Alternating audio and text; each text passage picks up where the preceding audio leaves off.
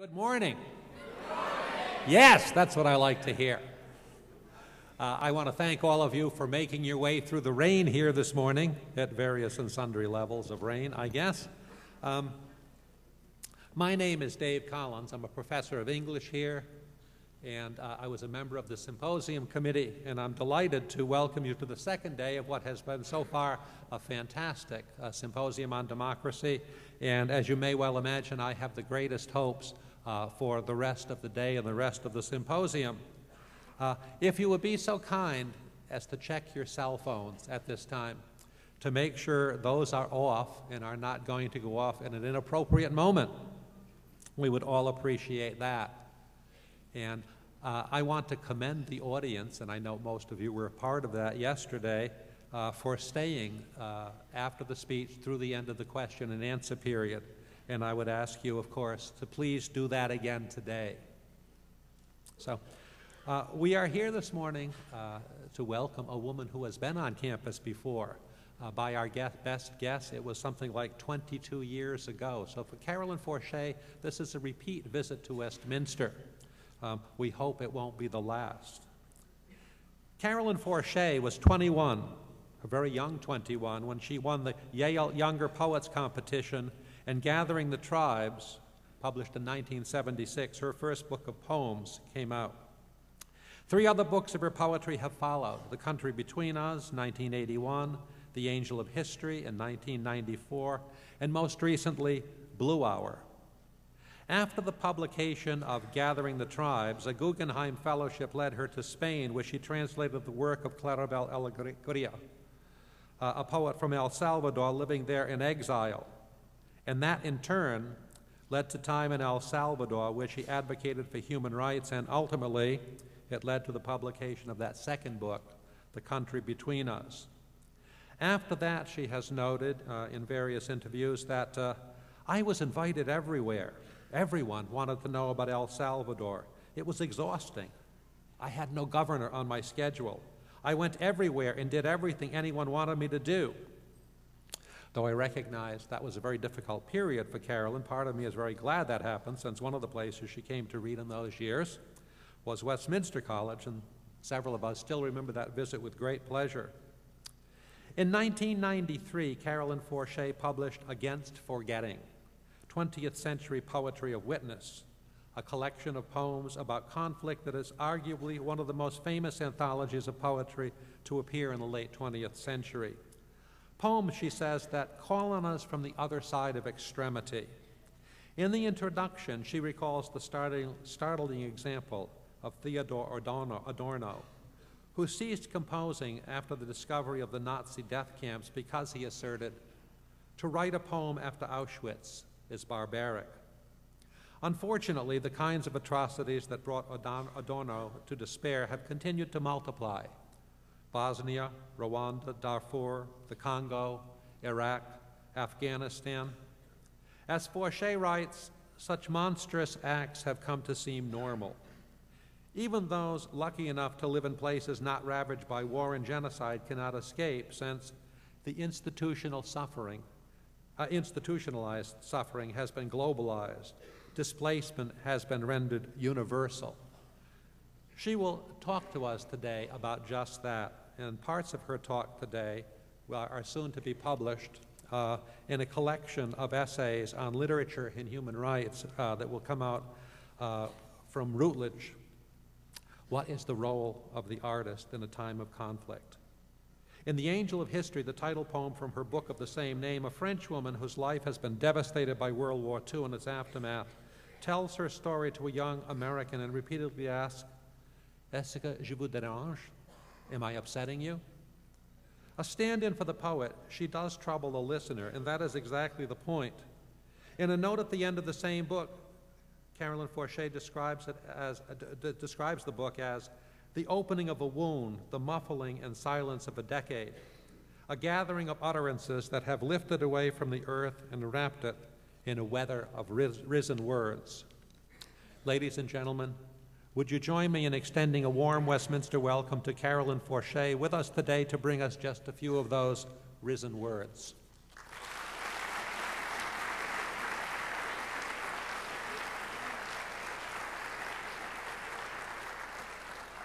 Thank you so much. I'm happy to be back at Westminster. It really has been 22 years. We know this because my son, who's now 24 and would be embarrassed by this, was 2 at the time. I see that there are many students here today, so I'd like to begin a little bit personally and then talk about the poetry of witness.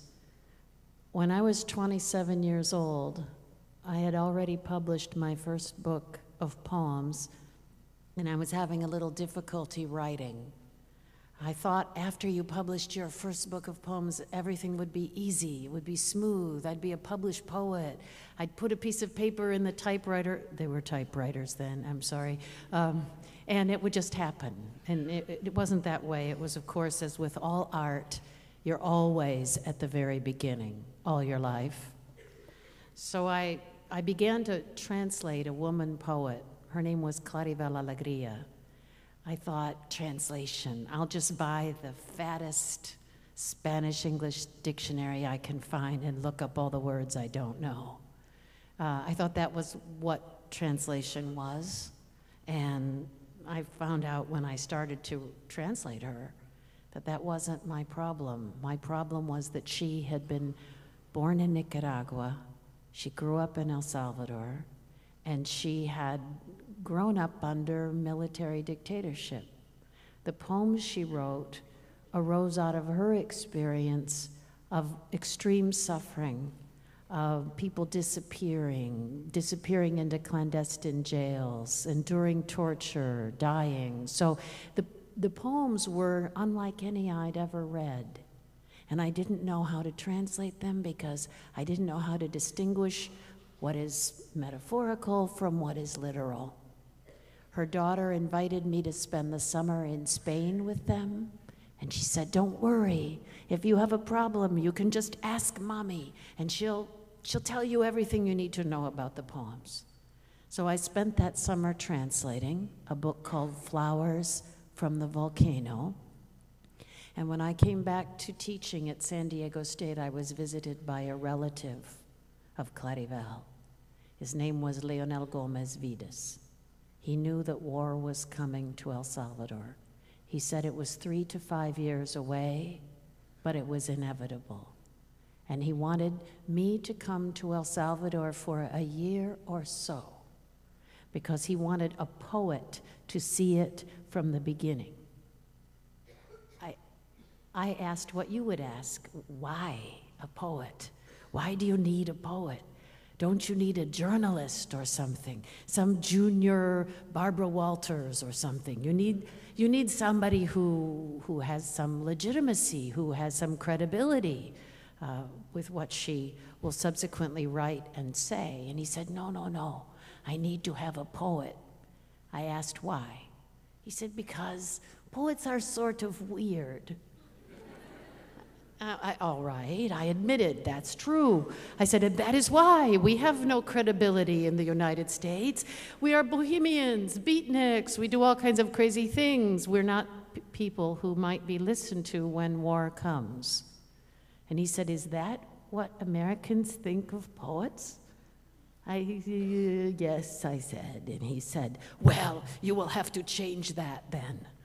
And I thought, all right, he thinks war is coming in 3 to 5 years, and I'm supposed to change American attitudes toward poetry. Believe it or not, I let him in the house.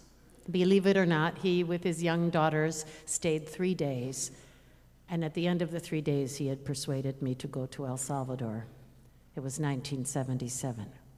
I arrived in January 1978 and began 2 years of work in what became known as human rights activism, human rights advocacy. At the end, I was working with Monsignor Oscar Romero's Human Rights Office. He was the Archbishop of San Salvador. Some of you may have read about his assassination in March 1980. He persuaded me to leave the country a week before he was killed. I owe him my life. And in the aftermath and after his death, I didn't know what I was going to do.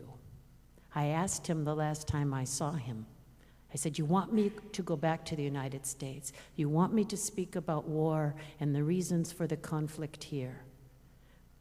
but I'm a poet. I won't have a chance to do that. And he said, no, don't worry. You are going to speak. You just have to get ready. This was an archbishop, so I sort of took his word for it and went home. That is by way of telling you the part of what happened. When I came home, I published another book of poems. It was called The Country Between Us. There were 7 poems in that book that were written about my experiences in El Salvador. When the book was published, by the time it was published, El Salvador was in the headlines in the United States. And so that poetry book received more attention because of El Salvador than it might have received, than poetry books normally receive. And so I found myself going around the country giving readings. I came to Westminster. And there was a lot of controversy about that book because people said, it's political poetry, and we all know political poetry is bad political poetry. And there were also people who said, this is great poetry because it's political. And I thought both sides lacked something. In the United States, when we have difficulties, we often solve them by having, especially at colleges and universities, panel discussions.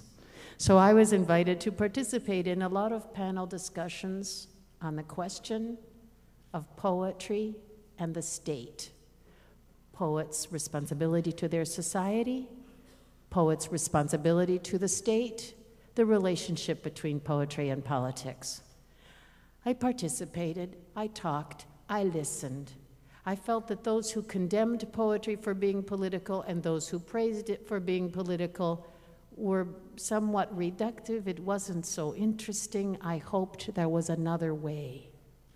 So like a person who has a disease who goes to the medical library and looks up all the symptoms and finds out many, many, many more things than the doctors know about this disease, I went to the library and read the poetry of poets in the 20th century from all over the world who had witnessed war, who had been imprisoned, who had gone through Stalin's Gulag, who had gone through the Shoah, the Holocaust during the Second World War. I began at the beginning of the 20th century with the Armenian genocide, and my work finally ended at Tiananmen Square, because that is when I published a collection of poems gathered from this study. It was called Against Forgetting, 20th Century Poetry of Witness. What did I discover? That most poets of the 20th century outside the English-speaking world had endured conditions of extremity. The question was not who to include, it was everyone can be in this anthology. What am I going to do to narrow things down? It went through the Spanish Civil War, the Second World War, the American wars in Southeast Asia, the American struggle for civil liberties and civil rights. It went through history. It was kind of the anthological history of the 20th century according to its poets. It begins with a motto by the German poet Bertolt Brecht that applies to right now. In the dark times, will there also be singing? Yes, there will be singing about the dark times. So we read all the poems, and when we get to the end, there's another Bertolt Brecht motto, and it is, "This then is all. It's not enough, I know. At least I'm still alive, as you can see. I'm like the man who took a brick to show how beautiful his house used once to be." So I would like to tell you one more thing. When I presented this anthology at W.W. Norton and Company, I was very happy to be there. It's a very good publisher of anthologies. They weren't so sure about it.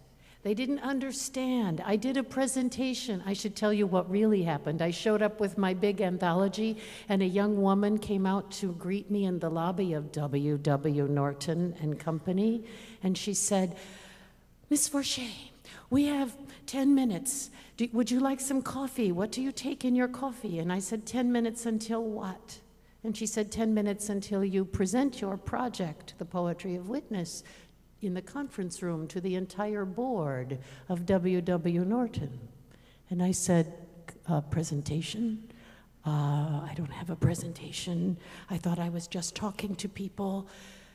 And then I said to her aloud, "Milk, I take milk in my coffee." And she disappeared, and she never came back. I wouldn't have come back either. When I finished my presentation, which began with a confession that I didn't have one of the senior editors raised his hand and said, "Miss Forché, excuse me, but what is a poet of witness exactly? And how is one different, for example, than, say, Robert Frost?"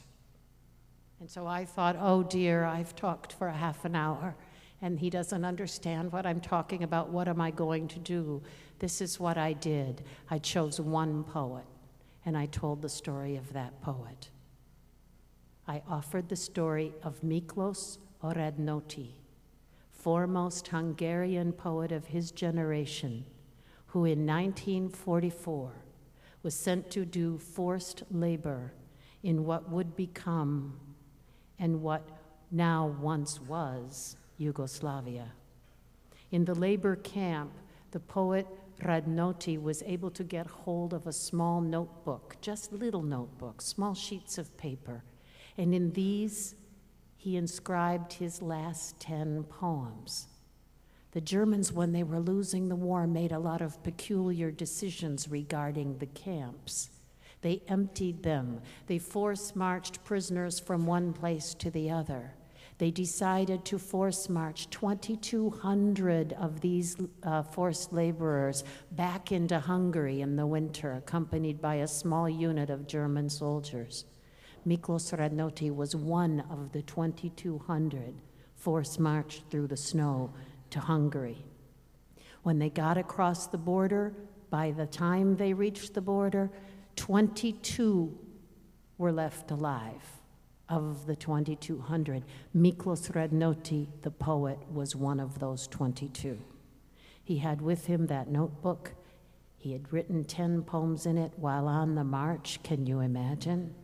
He had it in his pocket, and he wrote in the front of it, "Contains the poems of Hungarian poet Miklos Radnoti to Mr. Gulya Ortutai, Budapest University lecturer. Thank you in advance." So what happened? When they got to the hospital across the border, the Hungarians bolted the doors and "Go away," they said. "We're too full." They were afraid. They didn't want to take the prisoners. They didn't want to open the hospital to the German soldiers. So the German soldiers took these 22 survivors to a clearing in the forest and executed them. And they buried them in a shallow, common grave. 2 years after the war was over, Miklos Radnoti's widow, Fanny Radnoti, came with her fellow villagers on a tip where these prisoners had been buried. Someone told someone who told someone. They went to the clearing and they dug up the bodies. Fanny Radnoti went from corpse to corpse until she found the body of her husband that had been in the ground for 2 years. She went through his pockets. She found the notebook. She took the notebook and peeled the pages apart and laid them to dry in the sun. And then I said to W.W. Norton and Company, I'm going to publish those poems in Against Forgetting, and that's what I mean by a poet of witness. And the next thing they asked me was how long would it take to finish the project. So this is the Bourse Notebook. Literary witness, and the idea of writing and reading as ethical practice was born of a desire to complicate and challenge customary thought regarding the relation of poetry and politics, particularly in that body of 20th century and 21st century poetry emerging from the endurance of conditions of extremity, warfare, imprisonment, torture, deportation, and the industrial genocide of the Shoah and other genocides. There is a personal history to this interest.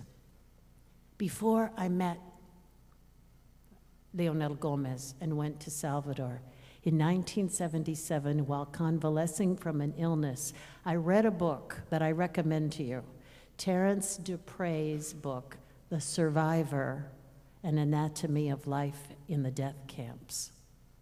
It's a book about the mentalities of the survivors and their altruism and what they did for each other and how they felt and what they wrote and after the war. It included a particularly moving chapter on the will to bear witness, experienced as a moral and spiritual imperative among survivors. I'd met Terence Dupray at a writers' conference the previous summer, so I wrote to him regarding his work, and we began a long correspondence that would become a lifelong friendship. He spent 5 years researching the memoirs and writings and letters and poetry of survivors. It began like an academic project. It was innocent in a sense for him. It was a research project that might lead to a scholarly book. But halfway through the 5 years, something happened to him. He described it as a moment of recognition. It was both devastating and illuminating. It was the moment when he realized, I wrote, the enormity of his task. But what I could translate that as is he realized what he'd gotten himself into. And he realized what he owed those people and that work.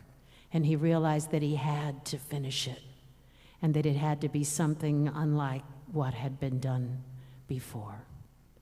He knew he would have to go forward because there was no turning back.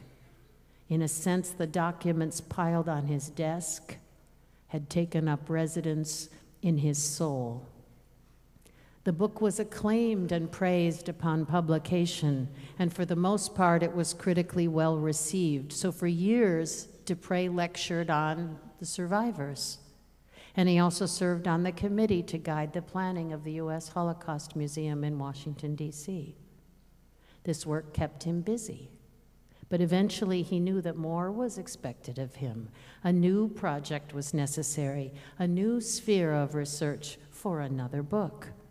He considered for a time writing about several different 20th century public intellectuals, but nothing really grabbed him. He gave up on them. During our visits, his frustration grew more palpable and more desperate. So on one occasion, I offered to read to him from the poetry books I carried in the trunk of my car. Poets I thought might interest him and whose life and work arose out of circumstances that Dupray might find compelling. He had, after all, written his PhD dissertation on Shelley.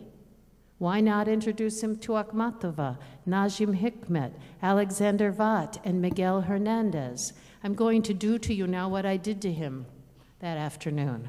I'm going to read to you what I read to him. This is a poem called On Living. It's by the poet Najim Hikmet. Hikmet spent over half his adult life as a political prisoner in Turkey. Yet he maintained a kind of spiritual kindness, compassion, radiance. Here is what he has to say, and he still says it to us. It's a colloquial poem, don't worry. Those of you who don't read poetry, you won't have a problem with this one. Living is no laughing matter. You must live with great seriousness, like a squirrel, for example. I mean, without looking for something beyond and above living. I mean, living must be your whole life. Living is no laughing matter. You must take it seriously. So much so and to such a degree that, for example, your hands tied behind your back to the wall, or else in a laboratory in your white coat and safety glasses, you can die for people. Even for people whose faces you've never seen. even though you know living is the most real, the most beautiful thing.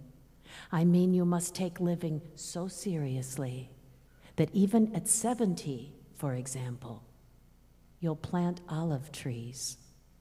And not for your children either, but because although you fear death, you don't believe it. Because living, I mean, weighs heavier. Let's say we're seriously ill, need surgery, which is to say we might not get up from the white table. Even though it's impossible not to feel sad about going a little too soon, we'll still laugh at the jokes being told.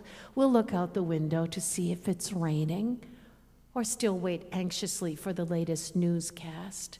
Let's say we're at the front for something worth fighting for, say.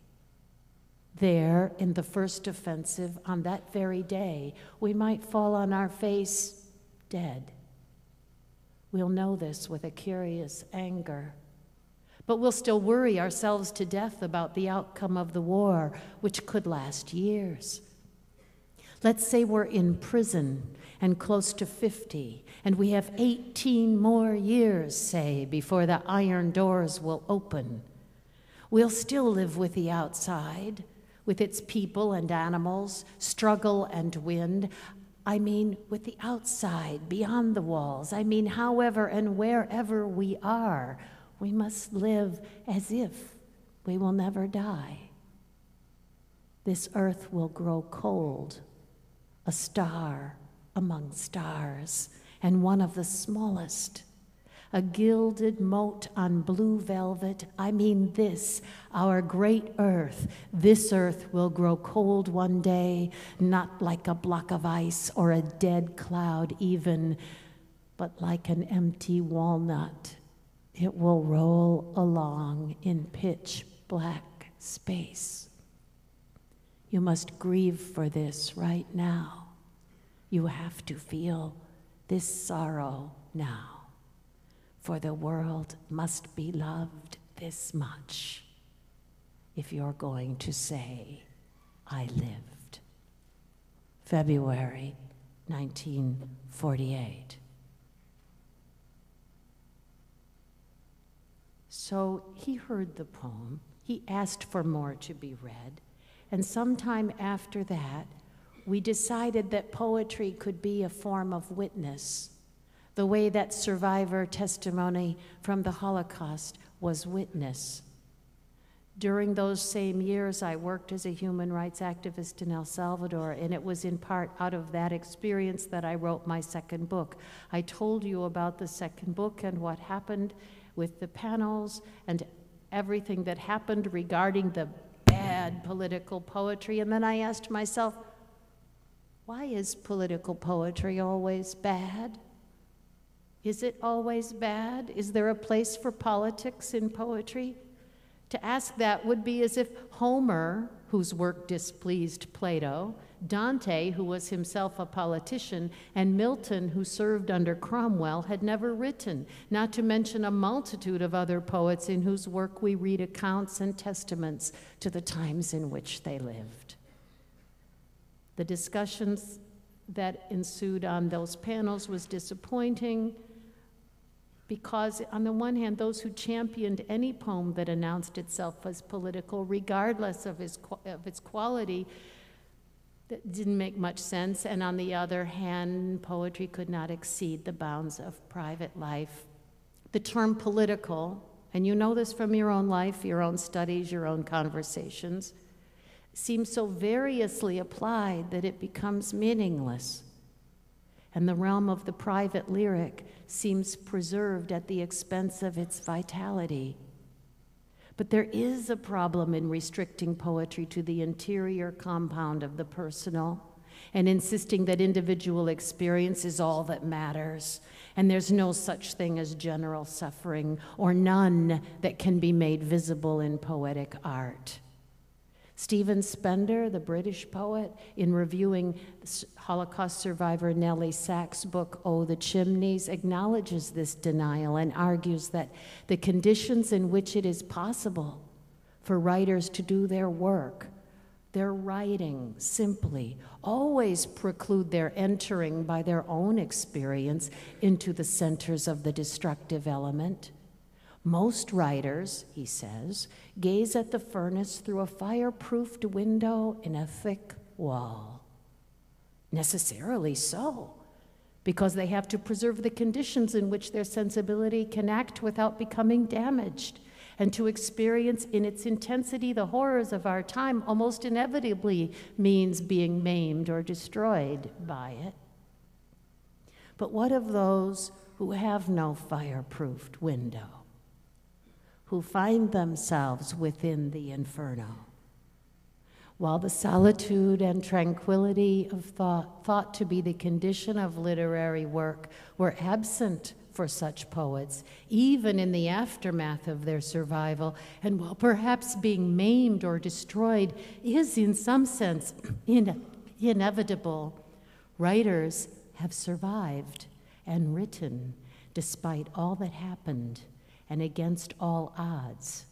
They have created exemplary literary art with language that itself passed through catastrophe. When you go through war, or you go through a personal traumatic experience, this is a little aside, you go through it, so does your psyche, so does your language, so do your memories, so does your language. When you emerge, as those of you who have gone through traumas know, you are not the person you were before. Your language is not what it was before. Your psyche is not what it was before. One could say that about all human experience, even wonderful, stimulating travel, that you're not who you were before. One could say that about university students. You are not who you were when you used to live at home. But in the case of extremity, people feel that they somehow have been utterly changed, and so has their language. I have a little pet peeve I'll share with you, which is the phrase in our culture regarding closure. Now, how are you going to reach closure concerning this, says the lady with the microphone to the person who's just lost their family. Now, how are you going to get past this and get over this and go on with your life? I don't believe that we live after events. I believe that we live in their aftermath. We don't come to closure ever. There's no closure. We just keep walking as the people we have become. In conditions of extremity, war, suffering, struggle, the witness is in relation to everyone and everything else and cannot remove himself or herself. This closeness subjects the witness to the possibility of being wounded, and I'm not just talking about physical wounds, although that's there. In conditions of extremity, no special protection can be sought, and you can't intend any outcome. Maybe you'll survive, maybe you won't. The witness who writes out of extremity writes his or her wound, as if with the pen they were making an incision. Consciousness itself is cut open. The self is fragmented, and the vessel of the self breaks into shards. The narrative also breaks in such literature. At the sight of the wound, language breaks, interrogates itself. The form of this language bears the trace of extremity and is often composed of fragments, questions, aphorisms, broken passages of lyric, prose, or poetry, quotations, bits of memory and dialogue, brief and lucid passages that may or may not resemble what was previously written. Walter Benjamin borrows the vessels from Scripture, and he says, all right, when you translate a poem, it's as if you've dropped the vessel on the ground, which is the original poem, shattered it into millions of pieces, glued it all back together again, and it looks like the vessel it once was, but it doesn't hold water anymore. That's how I think, in a way, about the poet who's endured extremity.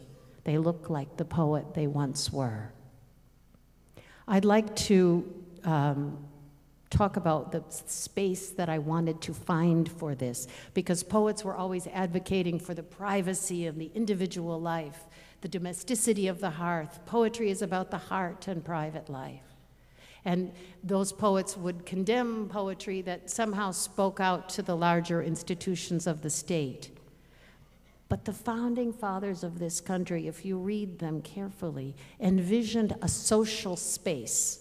And this space was large and was, in their thought, going to become ever larger, between the individual domesticity of the hearth and private life and the institutions of the state. And this sphere was the social, which meant debate, newspapers, poetry books. Now we have media, new media. This is the large space in which the culture actually discusses, and this is the space for the reading and writing of poetry. Witness, just to give you an idea of the disciplines that have been involved here, it's been interrogated in Holocaust studies as the logic of testimony, survival. In critical legal studies, it is the logic of the evidentiary, or evidence. In linguistics, it is the logic of the indexical, or the metonymic, or the diachronic.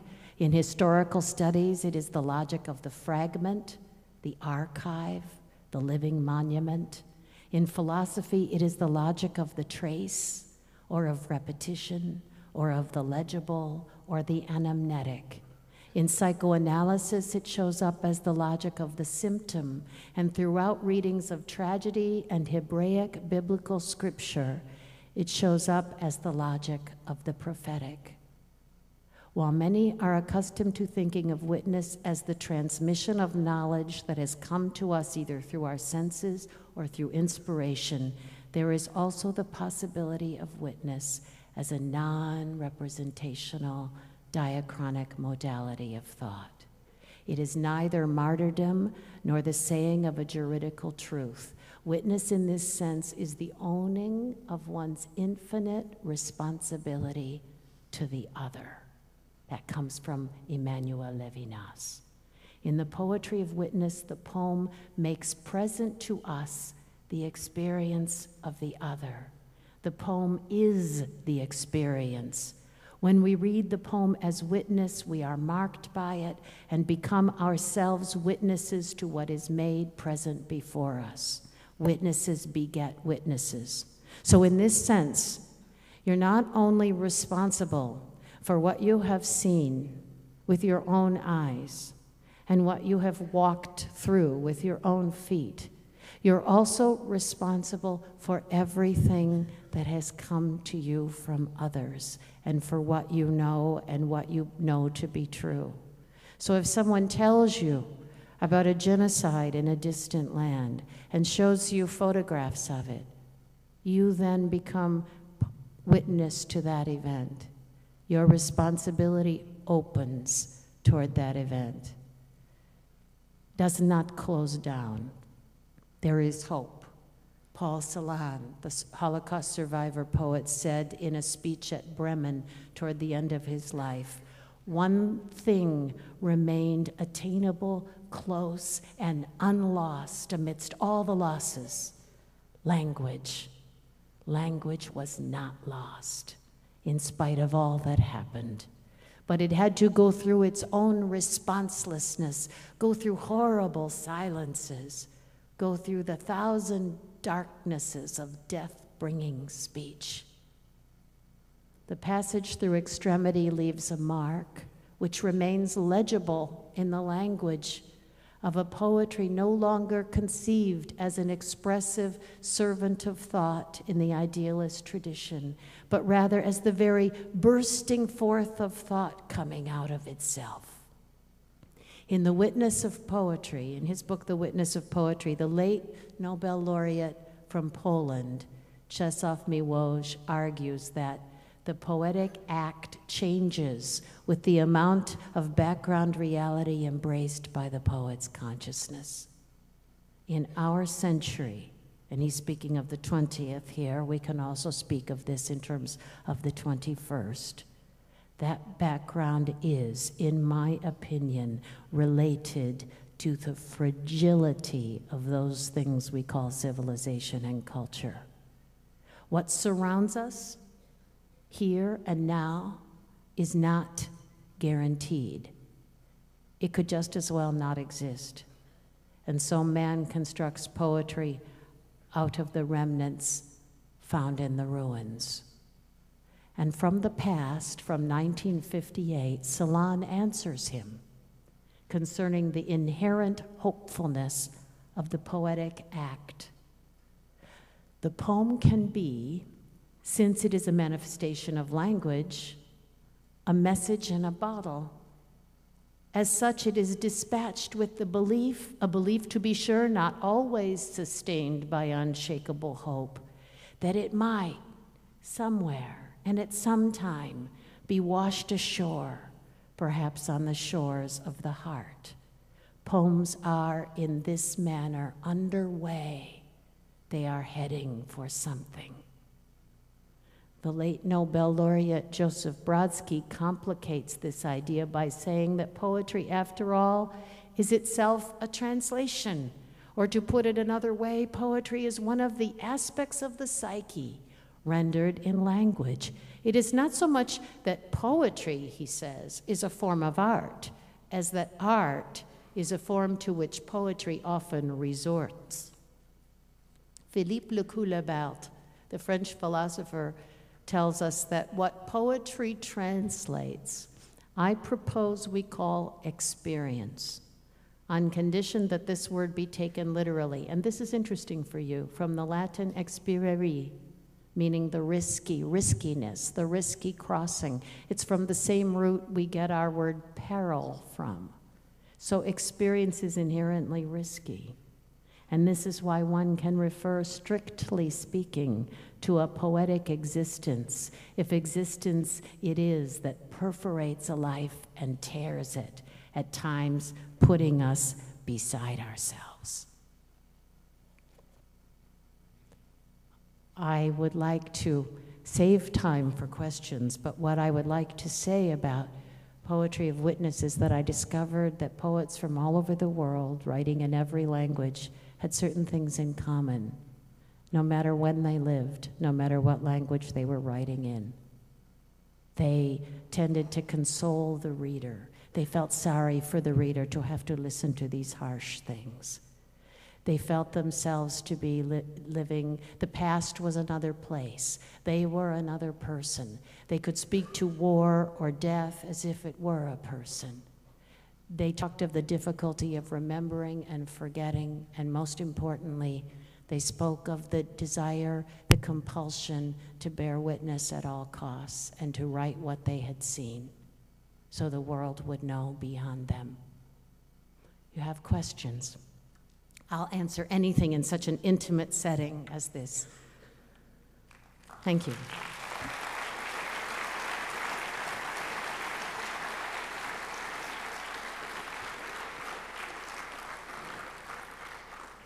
You'll have not to be shy because I didn't save enough time. All right. Really, it's okay. You can ask. Ms. Forché, thank Yes. you very much. Thank My name is Heidi. Hello. Levine. Hi. My name is Heidi Levine. I'm in the English department. And I want to thank you first for waking us up so beautifully this morning. My question revolves around the issue of translation that you mentioned. And I wonder how, both as a translator yourself and as a collator of poetry written in multiple languages, you deal with those aspects of poems that seem to, in some way, either defy or resist translation at some level, and how, as a reader, we have to negotiate that and what it demands from us as readers.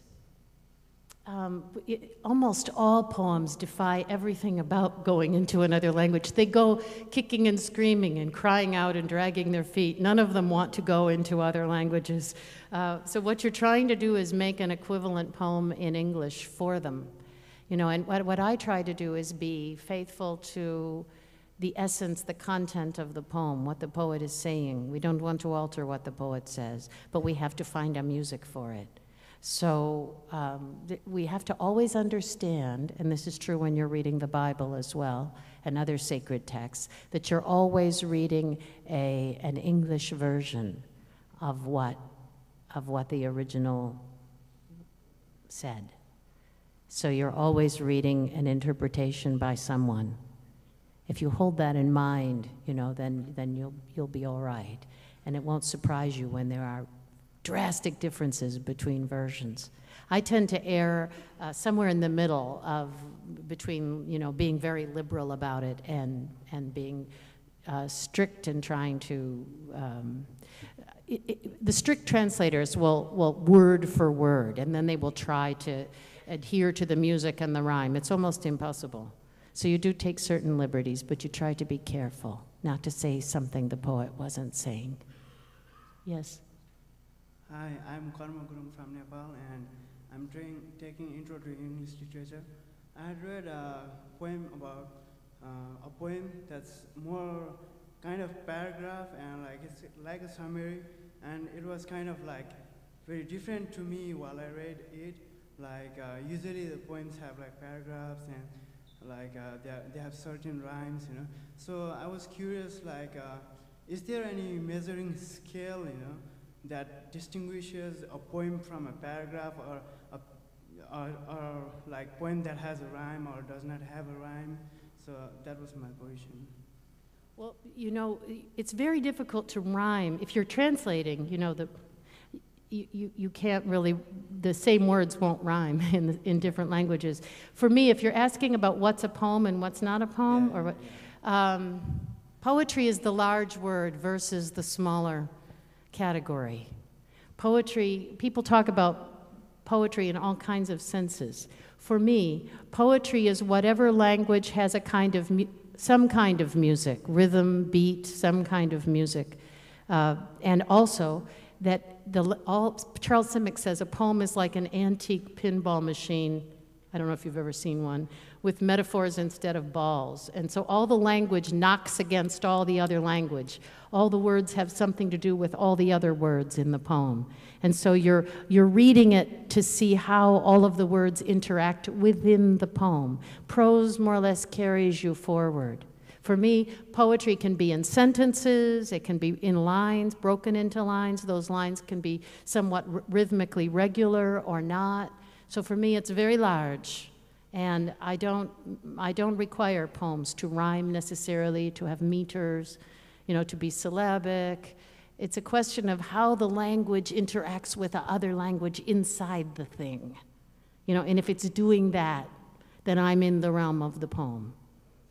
Does that help? Thank you very much. Okay. Yes. Hi, I'm Philip Taylor, and I was wondering, how do you see poetry as a social, do you see it as a social obligation to not just time, but to culture? Like a social and moral obligation to, We all have social and moral obligations. I think that poetry can be many things at once. Language always has an ethical dimension. Language, poetic language in the realm of art, resembles a kind of spiritual practice too, because it is deep human utterance. In terms of if we're talking about the poetry will always manifest its ethical, spiritual, artistic, linguistic nature. If we're talking about the poet, there's lots of debate about what the poet's relation to the state should be and what the poet's relation to society should be, and of course those are two different things, are they not? And what is the society, and what does one consider one's sphere? What is the circle of intimacy in one's sphere, and to whom do you owe a kind of work? Your life, your faith, your work, your generosity of spirit. So those are all separate questions. I don't think that we can talk in terms of what a poet owes the state. What we have to think of is what the poet owes the others, that all others also owe the others. Does that make sense? Okay. We have time for one final question. I'm sorry I didn't leave enough time. Hey, Ms. Forché, how you doing? I want to say thank you for being here. You know, not to bring flashbacks of your interview with Norton, but I'm going to bring Frost back into the picture real quick. In his essay, The Form of Poem Makes, he talks about no surprise for the writer, no surprise for the reader. Right. And, you know, with some of the issues that you're dealing with, it is happened throughout history. So you've been able to do research and kind of know where these people are coming from. Can you talk to me about, in your writing process and your own poetry, that element of surprise and how that has affected your writing, and a little bit maybe how it's changed from before you worked with these issues in your first publication to now? Surprise? Surprise. If you're not surprised, you haven't written. And it doesn't mean it's not a question of knowing or not knowing what happened or having memories. It has to do with what happens to the language on the page. I'll give you a little example. One of the poems that I wrote, which was fairly, got me in a lot of trouble, was called The Colonel.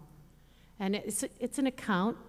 I know what happened. I was in an evening with a colonel in Salvador who, you know, in those days, the Salvadoran military were, some of them, engaged in taking human bounty. This happens in all wars going way back. But he, in the poem, I describe what happens. He's very angry and a little bit drunk, and he spills a bag of human ears on a table.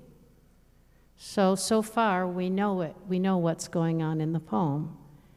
Then suddenly, while writing, I remembered that expression we have when we say, keep your ear to the ground, you know? Or I remember when we were little, we used to put our ear on the ground to hear if the train was coming. And the surprise for me was that I linked that expression of ears pressed to the ground with this poem. And then I thought, okay, some of the ears are pressed to the ground, but some of them are face up. So I said, some of the ears on the floor caught this scrap of his voice. Some of the ears on the floor were pressed to the ground. That was my surprise. So there's always a surprise. And it's like a little small explosion that happens somewhere in the poem. You know, on the level of, we know these things about which poets of witness write, we all know what they are and we all know what's happened. It's true, but if we really knew what they were and what happened, would they still be happening? Galway Canal taught a little workshop in Vermont one summer, and a woman read a poem about nuclear warfare. And it was against nuclear weapons. And one of the other poets in the room said, oh, you know, but we all know this about nuclear weapons, and, you know, you don't need to write this in a poem. And Galway Canal was quiet, and he said, well, but do we really know? Because if we really thought about nuclear weapons, we'd be sitting in this nice barn here in the mountains of Vermont right now. Or would we be frantically running to try to do something about it? So, I mean, he was pointing something out about the levels of knowledge and awareness and admission of something that is going on in the world. Thank you so much for your attention to poetry on a rainy morning on a Tuesday. I'll see some of you in the breakout session.